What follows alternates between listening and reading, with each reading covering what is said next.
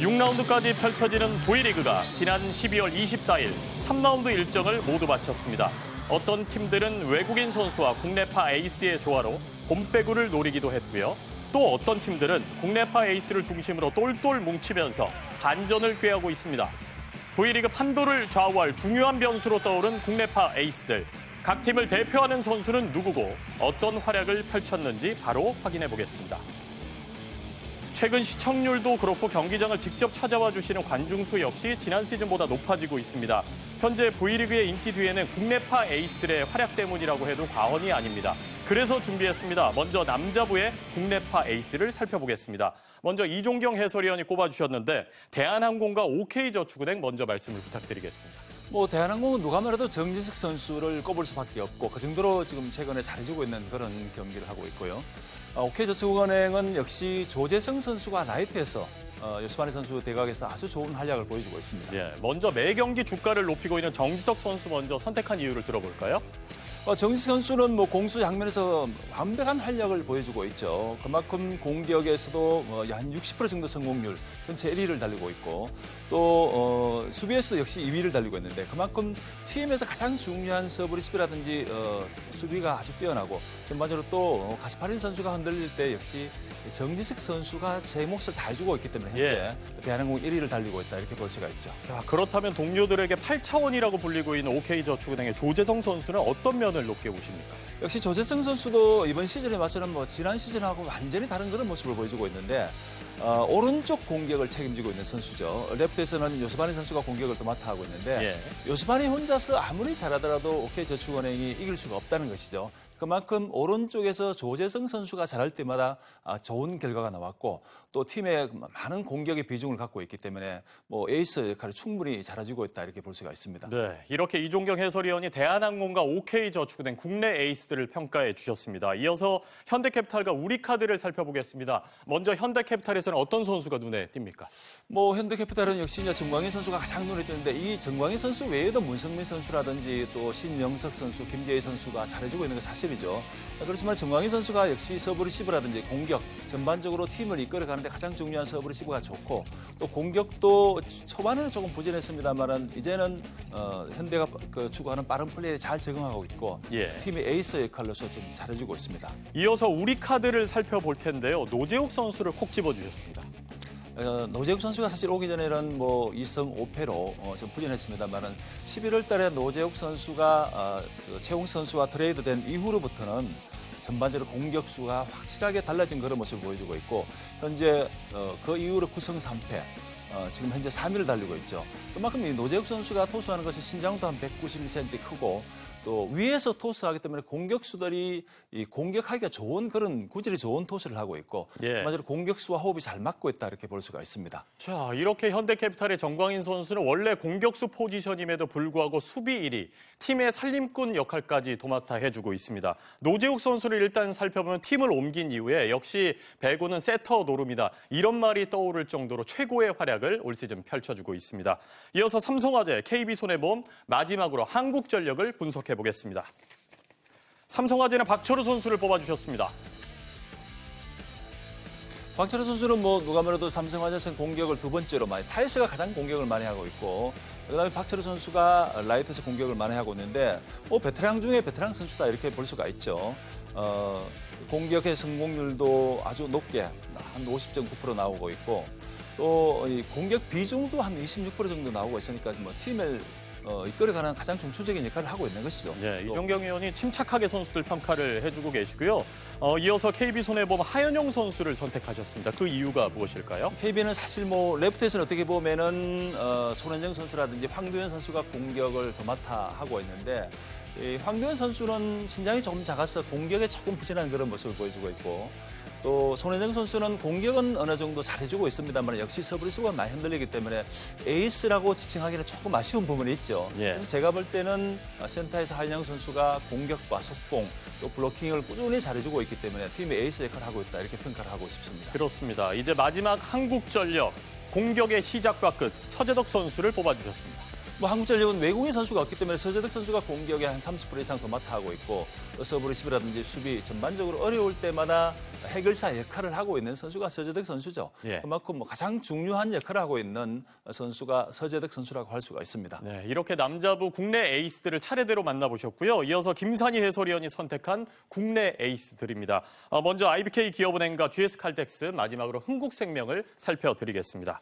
먼저 IBK 기업은행 김희진 선수를 꼽아주셨습니다. 네, 25일 도로공사전 공격 성공률이 무려 72%였고 18득점, 굉장히 완벽한 컨디션을 보여줬었던 김희진이었는데 사실 본인은 라이트를 희망을 하고 있지만 팀 사정상 센터 역할을 할 수밖에 없는데 라이트에서도 고비고비 때마다 좋은 공격이라 모습을 보여줬었고 이정철 감독은 김희진 선수의 포지션에 대해서 행복한 고민에 빠져 있지 않을까 저는 이렇게 예상이 됩니다. 네, 그래서 이정철 감독 최근 표정이 밝았군요. 네, 맞습니다. 이어서 GS칼텍스 이소영 선수를 뽑아주셨습니다. 네, 이소영 선수는 사실 팬들이 아기용병이라는 그런 수식어를 붙여줬는데 예. 이제는 자타공인 에이스입니다.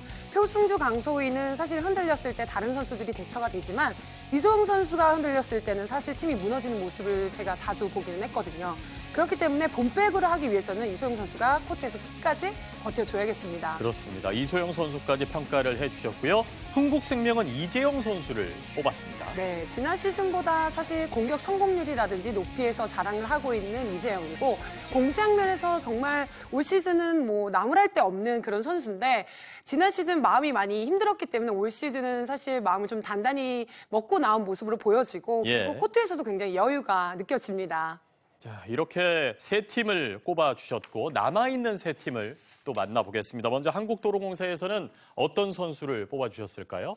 네, 박정하 선수를 빼놓고 이야기를 할 수 없겠죠. 외국인 선수만큼의 공격력을 보여주고 있고 지난 시즌 챔피언 결정전 이후로 국제대회에서 탄력을 받았고 예. 이번 시즌 자신이 정말 생각하는 그런 공격을 보여주고 있습니다. 또 선수들이 직접 뽑은 동아스포츠 대상에서 대상을 받을 정도로 이제는 선수들이 인정하는 박정하로 거듭나고 있습니다. 딱 여기까지 김산희 해설위원이 순조롭게 국내 에이스들을 아주 쉽게 선택을 해주셨는데 KGC 인삼공사는 선택을 못하셨습니다. 네, 알레나 부상 이후로 좀 하락세를 타고 있는 인삼공사인데 국내 선수들이 좀 책임감 있는 그런 경기력을 좀 보여줘야 되겠고요. 예. 현대건설은 지금 브로킹의 여왕 양효진이 있는데 사실 양효진의 높이를 따라갈 선수가 없다라고 조심스럽게 얘기할 수 있고요.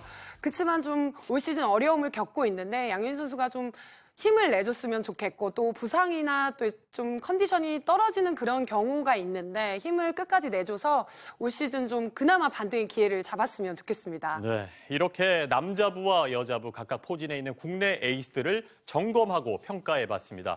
이 선수들 말고 이 선수들보다 오히려 더 주목해봐야 될 선수를 최천식 위원이 꼽아주신다고요?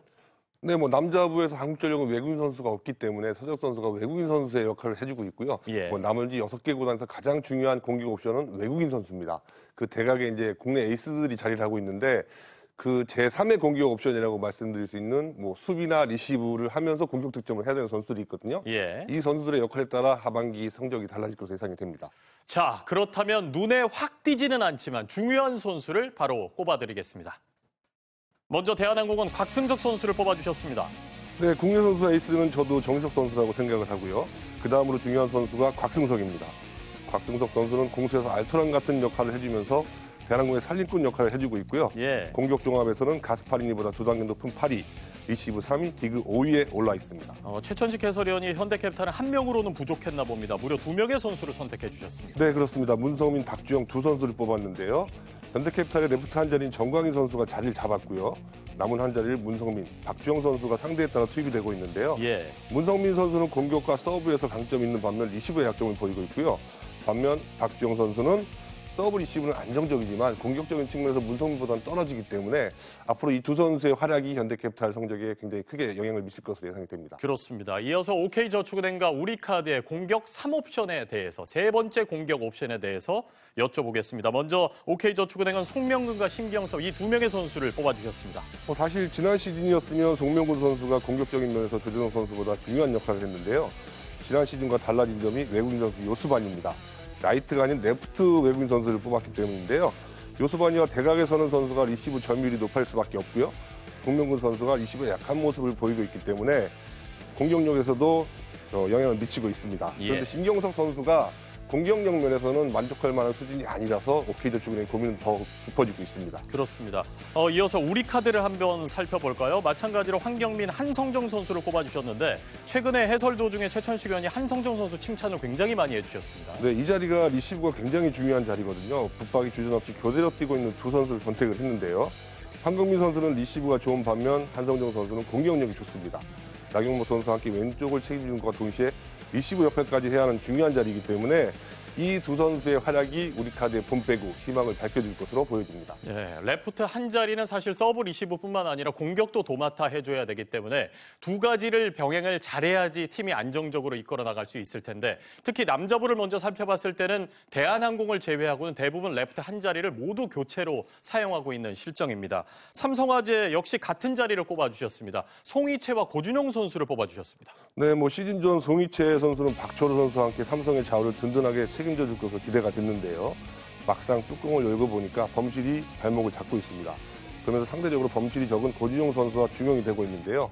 하지만 삼성화재가 더 좋은 순위로 올라서기 위해서는 두 선수 모두 지금보다 더 나은 모습을 보여줘야 됩니다. 네, 그렇다면 KB손해보험 최천식 위원이 고민의 고민을 거듭하셨다고 들었습니다. 네, 지금 화면에 황두현, 강영준 선수가 사진으로 나와 있는데요. 예. 사실 저는 김정호 선수까지 이 세 선수를 제3공격 옵션으로 뽑고 싶었거든요. 이번 시즌 KB손해보험은 펠리페, 손현정 선수 기대에 못 미치고 있고요. 이런 와중에 이 세 선수도 확실하게 자신의 장점을 보여주지 못하고 있기 때문에 예. 팀이 안정적이 못하고 기복 있는 경기력을 보여주고 있습니다. 아마도 확실하지 못하기 때문에 최천식 해설위는 3명의 선수를 뽑아주신 것 같습니다. 최하위, 현재까지 1승만 기록하고 있는 한국전력, 어떤 선수를 선택하셨습니까? 네, 에이스는 서대호 선수고요. 제2공격 옵션은 최홍석, 또 제3공격 옵션은 저는 김희혁 선수를 뽑았습니다. 자, 김인혁 선수를 꼽아주셨는데 특히 김인혁 선수 같은 경우는 올 시즌 우여곡절이 많지 않았습니까? 네, 시즌 시작 전 갑자기 팀을 리타이어했다가 돌아왔는데요. 외국인 선수 때문에 고민이 많았던 한국전력 입장에서는 상당히 복귀가 반가울 수밖에 없습니다. 그렇죠. 자, 돌아온 후에도 10경기에 출전해서 평균 10득점의 활약을 해주고 있는데요. 앞으로 서대덕 선수의 어깨를 가볍게 해주기 위해서 이 김인혁 선수가 좀 더 많은 득점량을 보여줘야 되겠습니다.